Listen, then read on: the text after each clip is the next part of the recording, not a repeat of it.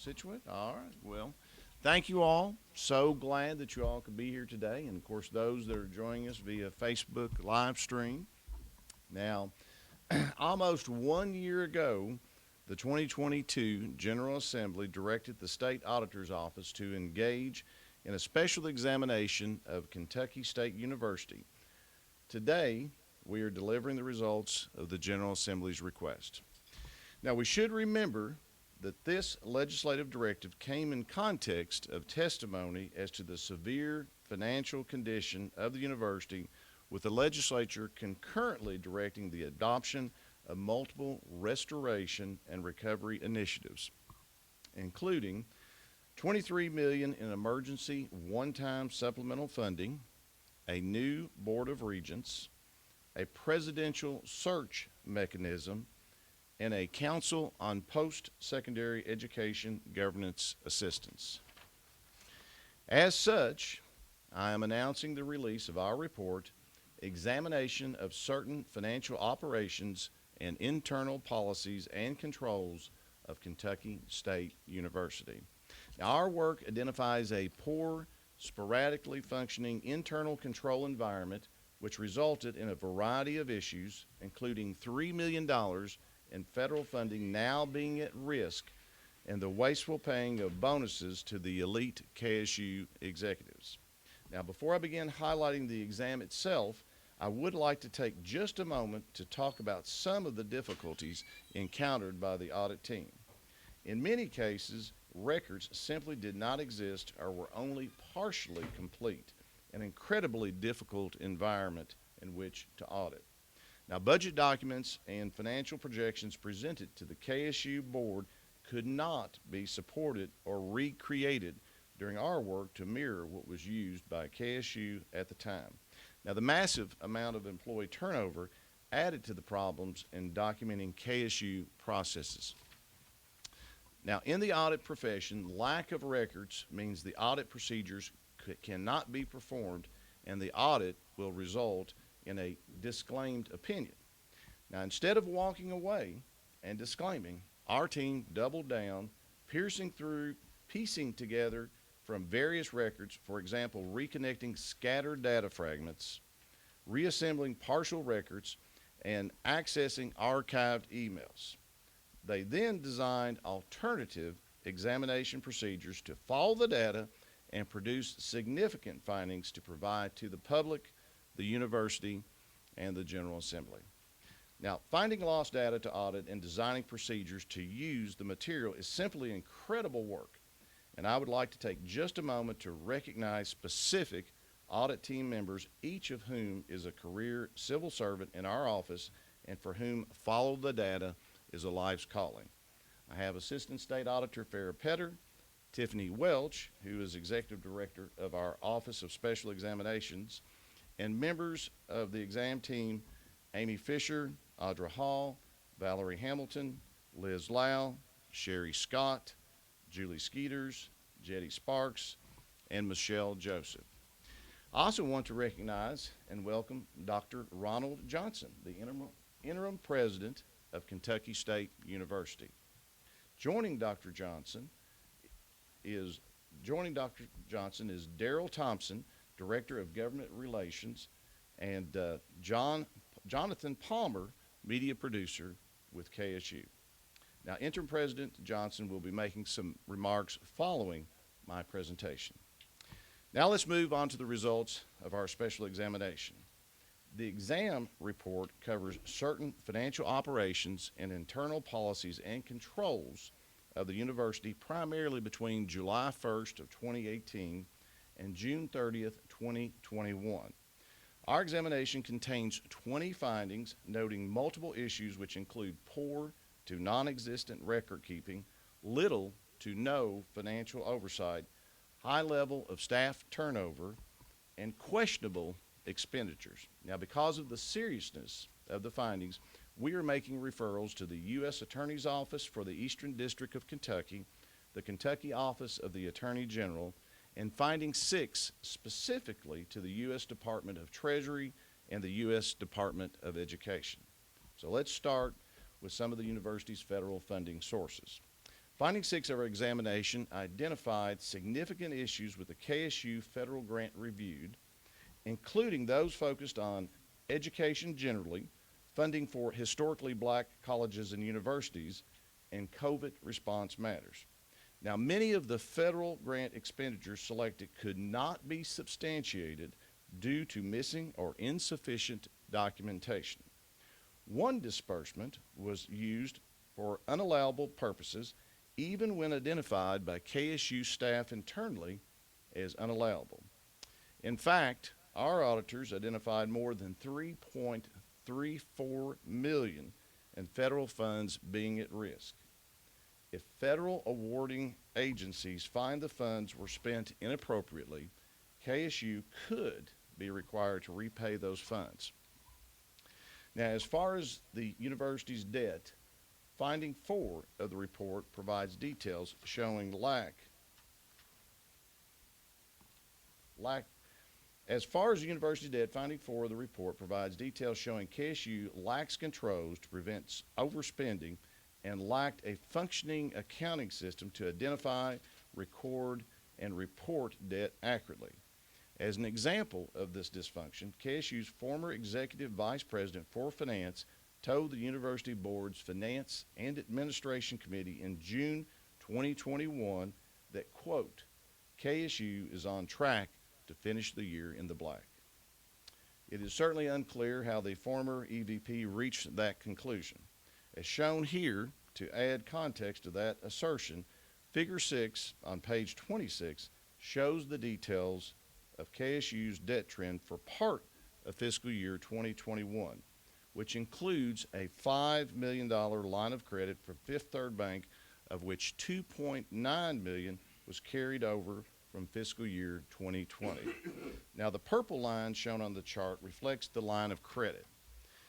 By December 2020, KSU had fully drawn down $5 million from its fiscal year 2021 line of credit and carried this amount over to fiscal year 2022 as outstanding debt. Now, this $5 million debt was on the books when the representation to the board committee was made. And as represented in Figure 6, that debt existed concurrently with millions owed to the state for capital construction project, plus millions more in debt for ordinary accounts payable carried in the accounting system. Amazingly, additional amounts owed by the university were found not entered into the accounting system, but placed in an accordion file. 2 months after the EVP for Finance's representation to the board committee, the Council on Post-Secondary Education reported to KSU's board the university carried forward more than $15 million of prior year expenditures into fiscal year 2022. Certainly this is what we would call finishing in the red.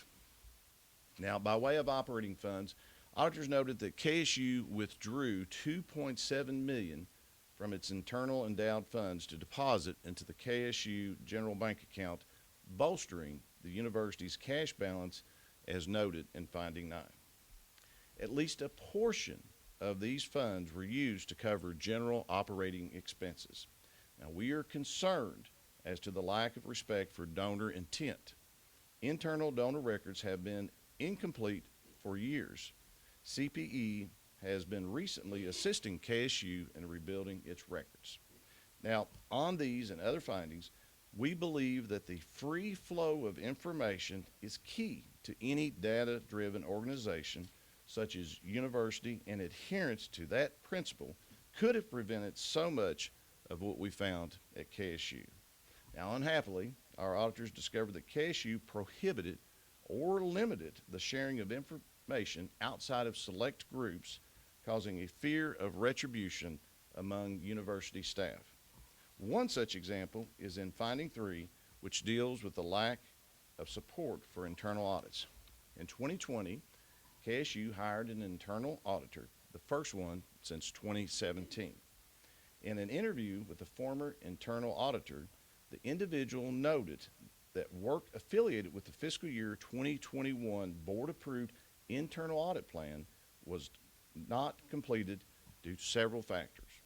Those included not only a lack of completed records, the inability to access people and information due to the COVID pandemic, but also, and this is the key, but also directives by KSU's former EVP for Finance to not, I repeat, not assist the internal auditor.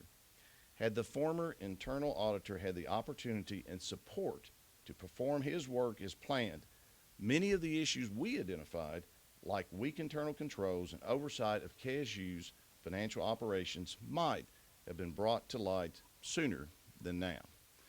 Now, other issues identified include finding 7 shows auditors were not able to determine whether KSU's board received accurate information regarding KSU's budget and KSU's actual amount spent.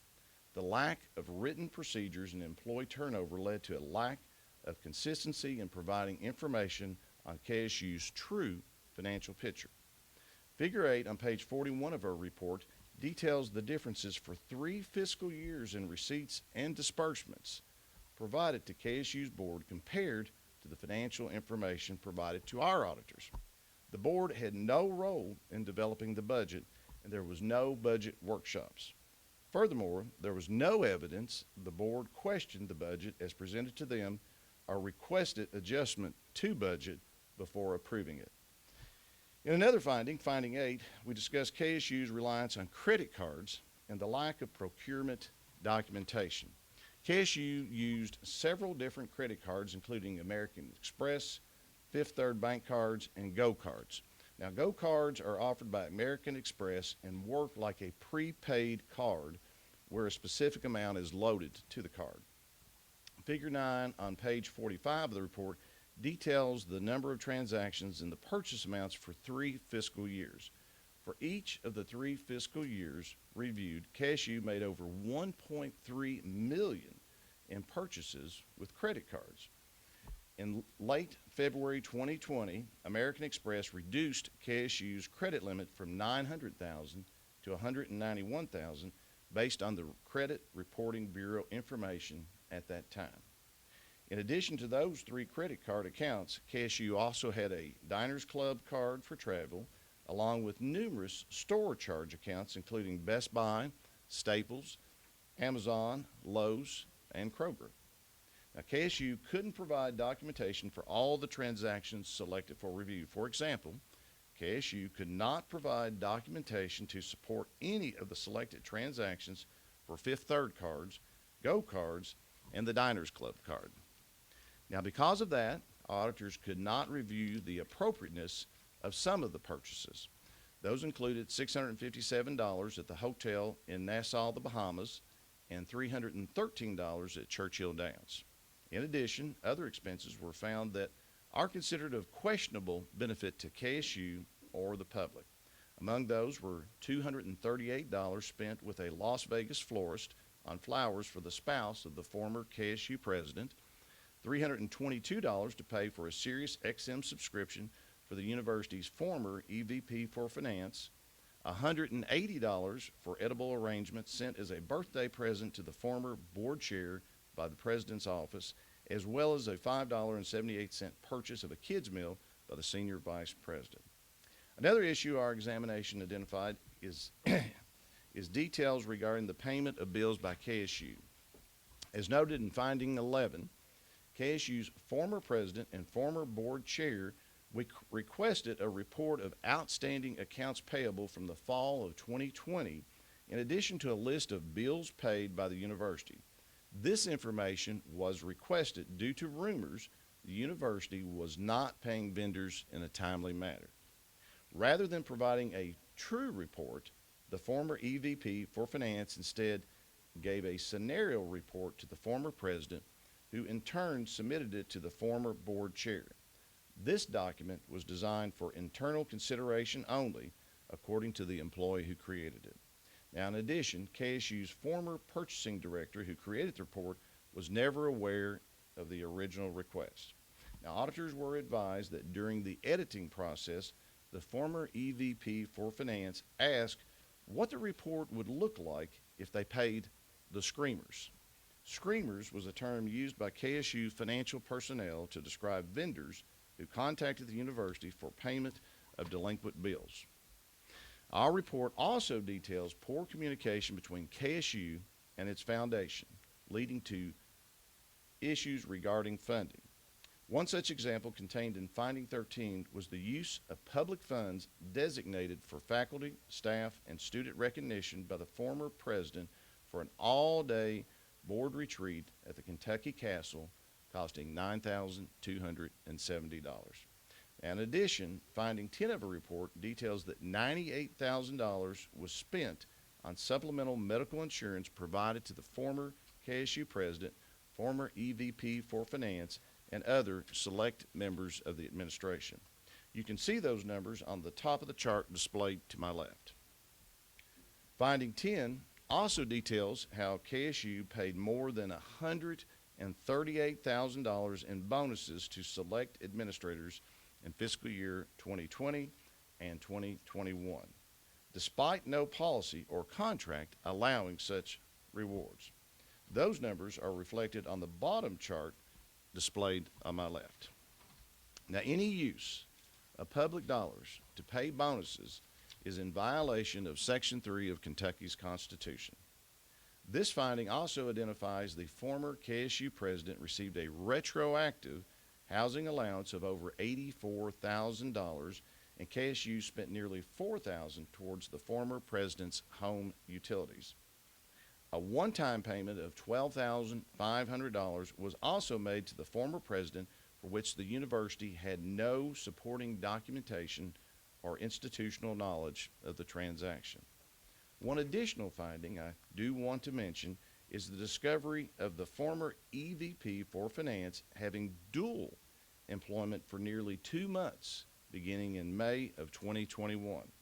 Records from KSU and Tennessee State University confirm he was employed by both universities and that the former KSU EVP currently serves as TSU Vice President of Business and Finance.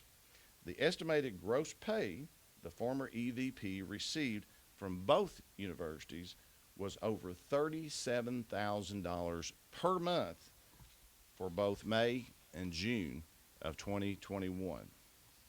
Now, in addition to the former EVP's dual employment, the former payroll director for KSU stated the former EVP demanded full payment of his vacation time balance, which was approximately $34,000. This request was denied based on the university's policy, but the request and subsequent pressure reportedly applied by the former EVP for Finance on the former payroll director and members of KSU's legal office certainly are concerning to myself. The details I've gone over are just highlights of the full examination report of KSU. The exam report is now posted at our website at auditor.ky.gov. Given the extensive issues, our examination details, of course, the big question may be now, what is next for Kentucky State University? Now, our examination makes numerous recommendations for the university to address areas of concerns identified in a report. Ultimately, changes within the university will need to be made and carried out by the KSU president, KSU board, university administrators, and to a certain degree, the Kentucky General Assembly. Now, the many problems found in our examination did not happen overnight. And to be honest with you, frankly, they're not going to be corrected overnight either. This is not the first time that the Auditor of Public Accounts has conducted an examination of Kentucky State University. In 2000, former State Auditor Ed Hatchett released a report to KSU's Board of Regents on the university's financial controls. That report had 16 findings ranging from issues like no internal audit function, lack of policies and internal controls, and inconsistent and unaccountable handling of funds. Now, what is clear is that past practices at KSU State University detailed in our exam report, well, they just must end. They just have to end. Now, at this time, I would like to invite Dr. Johnson, Kentucky State University President, to the podium for remarks on today's release of our examination. We really appreciate you being here. Good afternoon. I want to read a brief statement and then I'll make a few comments. I appreciate that the Chief Auditor for the state, Harmon, has invited us here to share with you what we're doing as we go forward at Kentucky State University. I want to begin by noting with gratitude Auditor Harmon and his team of the Office of the Auditor of the Public Accounts in the Commonwealth of Kentucky for their diligent work. It is truly appreciated. Kentucky State welcomes the constructive input provided in the audit report released today by the office. The report examines the university's accounts and activities during the specified 3-year period 2018 to 2021 and provides insightful recommendations for a sustainable Kentucky State University. While several of the issues identified in the audit findings occurred under the previous administration, the current KSU leadership recognizes the urgent need to address the challenges that lay before us. Many of the issues and recommendations cited in the audit mirror those identified by the 2022 Kentucky General Assembly HB 250. As a result, several remedies are already in progress through the ongoing implementation of our KSU Intended Future Plan, which seeks to restore, realign, and reignite the promise of a sustainable future for the university. Through improved practices, policies, and a comprehensive focus on innovation, this plan enables KSU to take quick action in response to recommendations provided in the audit report. Now, I'd like to make just a few comments beyond the statement. The first comment is that it doesn't matter what the organization is, all organizations have a set of core resources. And in those core resources, we include not only the built environment and the technology and the staff and the funding, we also include the governance and leadership. And as it turns out, it doesn't matter whether it's a public entity or private entity, not-for-profit, it really doesn't matter. If the governance and the leadership are not working, then the rest of it is not it's a waste of time to talk about the rest of it. One of the things that was done by the governor and the General Assembly was to actually look at the governance and look at the leadership, and they made decisions last year to make those changes so that you could then begin the process of getting the rest of the institution healthy. Now, 8 months ago, I was brought to the university by the Board of Regents and charged with 2 overarching priorities. One, to maintain the day-to-day operations as interim president of Kentucky State University, and to build a new path for its future, which involves, of course, addressing these issues. You can't get anywhere in the future if you have these issues. In these endeavors, we have assembled a leadership team to include the interim chief of staff and interim executive vice president for administration, Dr. Darrell Burnett, and others, joined here with Mr. Darrell Thompson. So he's one of the others, including an interim provost. A whole slew of new people in the institution are here, and they have joined in with their sleeves rolled up to move Kentucky State toward an intended future. That could not be an intended future. KSU's made great strides, due in no small part of the dedication of this team of folks that I've identified. We will share additional news as we go forward in terms of the progress in the weeks to come and the months ahead. One of the things that is really mind-blowing is that my entire career has been largely in the financial realm.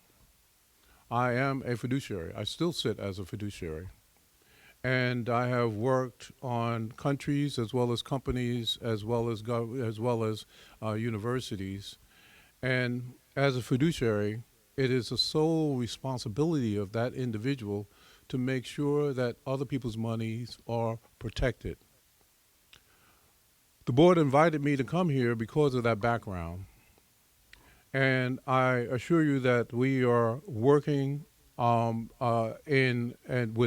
great haste to ensure that the public trust in Kentucky State University is maintained, or essentially returned. The release of today's report presents a moment of tremendous difficulty and great potential. Only by working together will we be able to reach the potential of an institution that's been here since 1886 in order to achieve the intended future for a stronger, better Kentucky State University. Thank you. I turn it over to Auditor Harmon. Thank you, President. Before we actually have questions, I think we may have a couple of members from CPE here, Travis Powell, as well as Dr. Stephanie Mayberry. Just wanted to acknowledge them. Thank you all as well, and certainly appreciate President of KSU and leadership for being here. It shows how intent they are in making sure that we right the ship. At this time, certainly be happy to answer any questions. Thank you. You did not go beyond when the General Assembly made the changes, having a governor board and some of the other activities. You have not gone into that realm. This is everything, I guess, prior to how. Correct. Correct. Well, basically what we did is that now the scope, you'll have to speak with our staff in regards to how to determine the scope, but it was based on prior information, yes. You're referring to special examination to the U.S. Attorney's Office and the Attorney General's Office. Talk about what you saw that you thought was criminal. Yes. Well, I mean, from our standpoint, something along that lines, we can have staff talk to you a little bit about it. I myself was recused from the audit since I'm running for governor, but due to the severity nature of this particular audit and what we found, I know auditors have indicated to me that they felt it was important that those referrals be made. Mike, do you think this details more of a culture or just a few bad players? Well, I think it has to do with the leader, the tone at the top.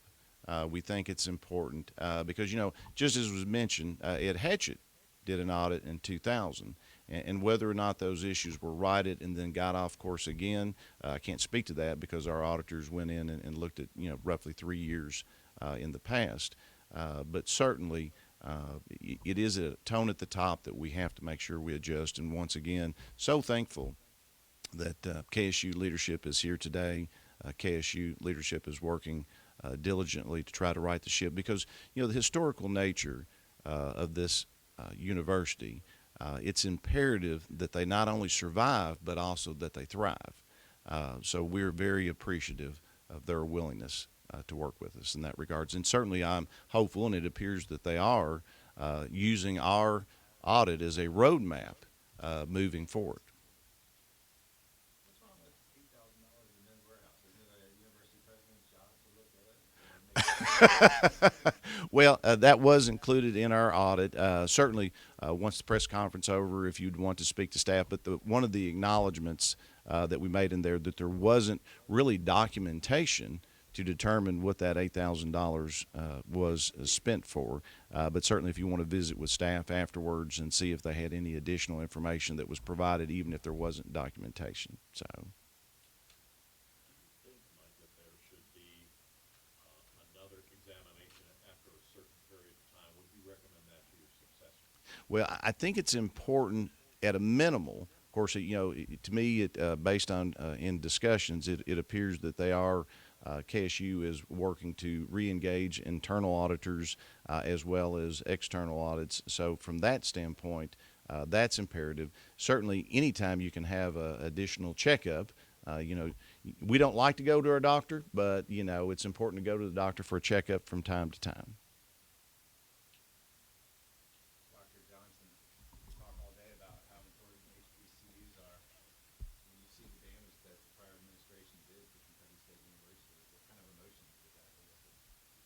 Well, I would say this, that I just draw on an experience of 40 plus years in industry, government, as well as, of course, in the context of HBCUs.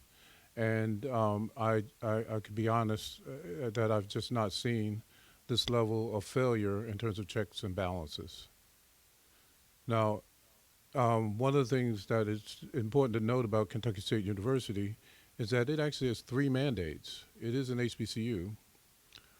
It is also a land grant institution. And then the third is that it's a regional comprehensive university. In fact, in the Commonwealth, it's the only institution that has all three of those together. It has to meet all three of those obligations. And the trust that the Commonwealth has given to this institution, like any other institution of higher education that is funded by public monies, is that it has to be focused on the success of the students that are there, the communities that it serves, and overall the Commonwealth. And so, in order to do that, there has to be checks and balances. We have to know that the people who are supposed to get the benefits are getting the benefits. The people who are supposed to provide the benefits know what they're doing and are able to deliver those benefits. We need to know those things. If we don't, then we have a problem. That's one of the reasons for checks and balances. Dr. Johnson, what is your message to students of Kentucky State or prospective students of Kentucky State? Well, my message is that we have a team that is actually working not only for their good, but for the overall good of the taxpayers of the state.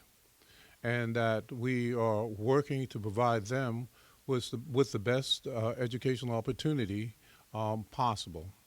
Now, of course, obviously, we have to work within our resources, and one of the things that we're doing is making sure that the resources that are spent at the institution are spent on those people that are supposed to be spent on, which is essentially the folks who are actually providing the service to help the students along their learning journey, and of course, the students who are here because they have gifts and talents that they want to discover and then discover how to utilize those for the benefit of themselves, their family, and the larger community. What would you say to alumni and people that have donated or that are considering donating? Well, that's one of the things that we will be doing. We have before us an important task, and that task is to get out and speak to the various stakeholders, from the guardians of the public trust, which include, of course, the General Assembly, to alumni, to our students, faculty, staff, and other allies, to assure them that what we are doing is in line with standard practice, and that we have, and even in advance of these findings, began to make a considerable amount of change, about 23% or so of the areas that are of recommendation we've already put in place. And there are several additional activities that we're going to actually share with our board tomorrow in terms of what it is that needs to happen so that this institution is secure and on a path not just to turn it around. In the 21st century, turning something around is not really the way it should work. I tell people that no matter whether you're a state or you're a government of a country, competition is keen. Competition is like gravity. It's pulling you down. And as a result, you cannot carry a whole bunch of excess weight, which is what's been happening at this institution. You actually have to travel with what you need to have, and you have to get to what's called escape velocity, which means that you thrive. Auditor Harmon said that it's important for the institution to thrive because when it thrives, then it is actually providing what it has promised to the Commonwealth and to the students that come to the institution. Dr. Johnson, you working at all with Simmons College? You guys work together on projects? On which sorry. With Simmons College in Louisville, are you working on any Well, projects with them? the thing is They're that private, obviously, Yeah, the thing is that, no, we have not. Our focus has been on the tasks that we've been given. And the task that we've been given is to, one, run the day-to-day, which at any university is a nonstop occupation, and then also to deal with these issues that have been presented and recognized essentially by the General Assembly. In addition, of course, because of all this chicanery that was going on, there are investments that were not made. And as a consequence, one of the areas that we had to discuss with our board, and our board then recognized the need, is that there was underinvestment in just keeping things straight. And so the board on October 12th declared a health and safety emergency. And so if you wind up with those sorts of funds disappearing or being misapplied, then that means the things that those funds were supposed to be used for were left, undone. When I arrived on July 5th rather, and I met with the person who's currently our police chief, he said, "Well, may I be frank?" I said, "I always want to know. I'm transparent. I want people to be transparent." He said, "Well, we have 3 sworn officers and 1 working police car." And I said, "Get out. You gotta be kidding me." Well, now you see why they don't have those things. And so one of the things that we've had to do is not only work to run an institution and not only respond to the mandates that have been issued, but also figuring out how we're going to put this all back together, and so that we have an institution that's truly functioning on the way to thriving. Will you seek the permanent presidency? Well, that is an issue that the board is engaged in. I stay in my lane. My lane was that the board brought me here to do certain things. That's what we're doing. And the board's role is different. One of the things that's important, and I can say this, that the board that the governor appointed has been an exemplary board. They have not engaged in any kind of mischief with respect to the activities of the institution, but they are definitely diligent and are and know their responsibilities in terms of oversight. And certainly the board chair, Dr. Patton, having experience in New York and New York system, understands higher education, understands the requirements for transparency, understands all of the responsibilities that that the management of an institution has, and the accountabilities associated with it. And so that's why I said at the top, if the governance body and the leadership are not really worth a darn, then the institution is not going to be. That part has been done, and now we're working on getting the body of the institution straight. Any other questions? Any other questions? President Johnson, just very quickly, I noted in the report that it was deemed that through the MOU with the KSU Foundation, that the president is the primary kind of point of getting information from the university itself as an operating body to the foundation as a fiscal body. Have you been able to keep up, kind of build the relationship that, according to the report, just was not there and allowed some federal funds to either go missing or be allocated in incorrect space? Our CFO / chief of staff, we wear a lot of hats there. Daryl Burnett, and our number 2 person in finance, Dr. Glenn Edwards, has had a chance to meet with Dr. Lyons with respect to remaining funds from the remaining HER funds that were at the institution. And Dr. Lyons was more than willing and agreeable. In fact, he met them and he gave them a check for $132,000 of the remaining funds. As far as I know, in terms of Dr. Lyons and the foundation, they were asked to take the funds. They didn't call to get them. They did not take any money out of the funds, and they returned the funds to us. There is a small amount of money that is still due related to, I believe it's interest on the funds, and that will be collected soon. But no, the foundation has been very, very, very responsive to the university. However, one of the things that we are going to be doing, we've already begun it, and it's also a recommendation by APA, is that we are looking at the MOU and evaluating that so that we can actually have something that is more attuned to what the university needs.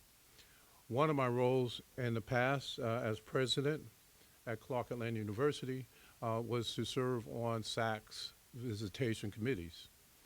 And I had the unfortunate opportunity, because of my background, to actually be on the committees responsible for what presidents do and also what CFOs do.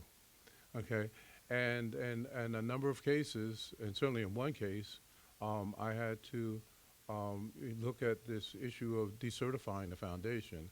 I don't think that that's the case here. What we have here is that the university has done things that are untoward or not understandable, and but we do need to make sure that our arrangement with the foundation is modernized. Any other questions? Thank you all. And we will actually have staff available if anybody has additional questions, for more information. Thank you all. Appreciate you. Thank you. Appreciate you so much.